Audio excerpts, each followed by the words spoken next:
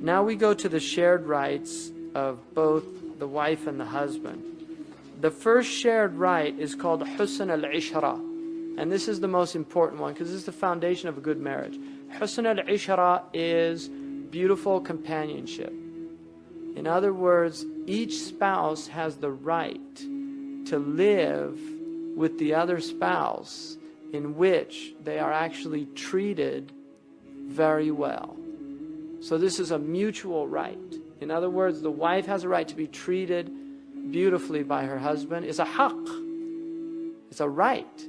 And the husband has a right to be treated beautifully by his wife. That's called husn al-ishra. And that there are verses about that. Treat them with kindness. Aisha radiallahu anhu relates a sound transmission that the Prophet ﷺ said, I am to you. It's a famous hadith about Abu Zara' and Zara'. It's a very beautiful hadith. There's whole books have been written just on this hadith alone. And it's a hadith where the Prophet describes these wives talking about their husbands. Each one says something about her husband. And then it comes to Zara', and she starts talking about Abu Zara' and how wonderful he was. And her life was just heaven and bliss with Abu Zara'. And then the one thing happens is that he marries another woman who was very beautiful. And Zara' became very jealous and ended up causing a divorce to happen. And then she married another man, but he was nothing compared to Abu Zara'. And she really regretted it. And in the end, the Prophet ﷺ said to Aisha, I'm like Abu Zara' to your Zara'. And what he was telling her was, we have a very beautiful relationship, so don't destroy it by your jealousy, because you'll regret it. And I think that I mentioned that last week, just about the fact that all of his wives, none of them wanted a divorce from him. And there was difficulty in the household. It wasn't a bed of roses. There was difficulty. They had their human troubles that go with the domestic situation. All that was part of, for us, but also for the full experience of the human life that the Prophet ﷺ lived. In terms of what engenders and facilitates these relationships, one is really important, is Islamic etiquette. So it's very important just to remember that just like your brother, you're supposed to greet them with a smile. You're supposed to, these things you do with people outside, sometimes we forget that the people we're living with have more right than other people to those same etiquettes. And also doing things for each other.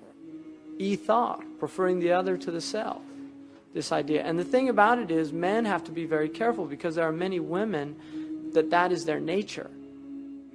Right? So in other words, a man can get into a very exploitive relationship with his wife because his wife, by her nature, especially women that were born in and raised in a more Eastern tradition, where there's a lot of double standards with the male and the female children, you can get into an exploitive relationship with the wife where you're allowing her to do everything, and she says, oh, well, I love to do it. Well, that doesn't mean that she should be doing everything because she loves to do it, because she's getting all the reward, first of all. And second of all, she's going to appreciate, no matter what she says, when you help her out and do things for her. She will appreciate it because that's human nature. So just maintaining the etiquette.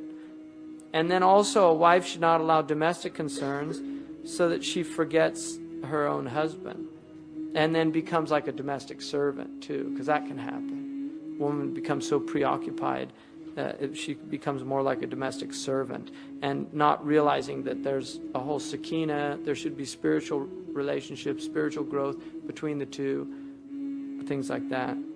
And a man also has to be very careful of not getting into the... And this is all about... I'll really tell you in all honesty. The thing about life is the challenge for everybody is not to fall asleep. And it's really easy to just get into these patterns of perfunctory behavior and to forget what life is about. And you can really forget that this is it. Your life is an aggregate of moments. And that when you're with your wife or your husband, it can either be a horrible experience, it can be a wonderful experience, or it can be a missed experience. Right? John Lennon said, life is what happens when you're busy making other plans. And there's a lot of truth in that. You know, you can get so caught up in these day-to-day concerns that life passes you by and you missed it. So family is like that. Your children are like that. It's very easy to lose sight of that.